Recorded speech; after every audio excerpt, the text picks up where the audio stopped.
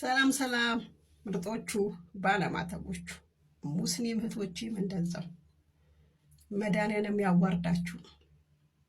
የዛሬው መድኃኒዓለም 2000ንም ያዋርዳችሁ።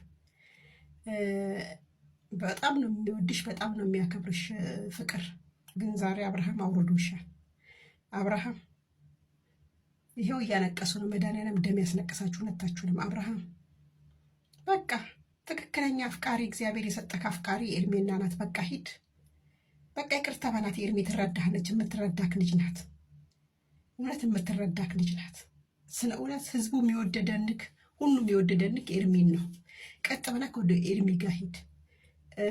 ፍቅር በድራማ እንደመጣች ሁላችንም ይሄ ትክክለኛ የማይካድ ነው። ግን በቃ ወደ ኤርሜ በስምንተኛው ሺህ አታብዙ ጓደኛ፣ ግማሹ ሰባኪ ግማሹ ምቀኛ እኮ ነው የምልህ። የምቀኛ ሰበል ዘመን ጓደኛና ፌስ ጋይስ። እውነት ለመናገር እዚህ ጋር ሄሩታና ሄርሜላ ያደረጉት ሄሩታና ፍቅር ያደረጉት ነገር አብርሽም በግድ ትዳርክ ይሁን እኔ ነኝ ያንተን ህይወት ማቀው፣ ያንተ ህይወት ይሄ ነው፣ ይሄንን ኑር ብሎ አንድን ሰው አስገድዶ ወደማይሆን ቦታ ማስገባት ማለት ነገም እኮ አሳሳቢ ነው ለሷ ህይወቷ ማለት ነው።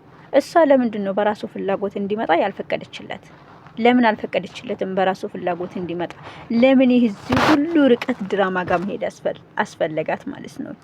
በቃ እሱ ይወደኛል ያፈቅረኛል ብላ የምታምን ከሆነ ለምንድን ነው እሱ ያልጠበቀችው በትዕግስት? ለምን አስፈለገ ይሄን ሁሉ ድራማ መሄድ? እሺ እንደዚህ አይነት ስሜት ይታይበታል ፊቱ ላይ። መናገር ስለማይፈልግ ነው ወይ ደግሞ ሄርሜላን ከህይወቱ ማስወጣት ስላቃተው ነው ብላ የምታስብ ከሆነ ሩታም ሆነች ፍቅር ለምንድን ነው እሱ ለሱ እድሉን ያልሰጡት?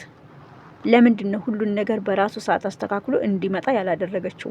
ያ ማለት በራሷ ኮንፊደንስ ስለሌላት ስለማትተማመንበት ምናምን ነገር ነውና ዛሬም ነገም ቢመጣ ያለሱ ፍላጎት ቢመጣ አይጠቅምሽም። የማይጠቅምሽን ሰው ደግሞ ወደ ህይወትሽ ማስገባት ማለት ላንቺ ይባስ ፈተና ነው። ትናንትና ከትናንት ወዲያ ካሳለፍሽው ጠንክርሽ ካሳለፍሽው ነገር ይልቅ አሁን የሚመጣው ነገር በጣም ፈተናሽን ያበዛዋል ማለት ነው። እውነት ለመናገር በጣም ይበዛል ያለው ነገር ያሆኑ ሳለ ግን ለምን ድል አልሰጣችሁትም?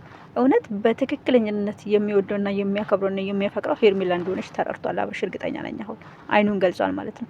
ትክክለኛ መንገድ ላይ ስላልነበርክ ነው። እሱ እኮ ትናንትና ነበር። ትናንትና የት ነበራችሁ? በእንደዚህ አይነት መልኩ እኮ እሱን እኮ በፍቅር እኮ መለስ እኮ ትችል እኮ ነበር። እሷ ግን በቀልን ነበር የፈለገችው።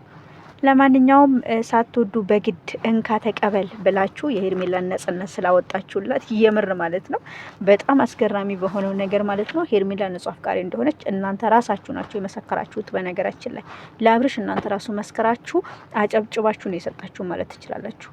መጨረሻ ላይ ግን ለቅሶ ሆነ። ተደሰታችሁ፣ እስክስቴነ ቆንጆ አላችሁ፣ ጨፍራችሁ ገባችሁ። መጨረሻችሁ ግን ለቅሶ ሆነ።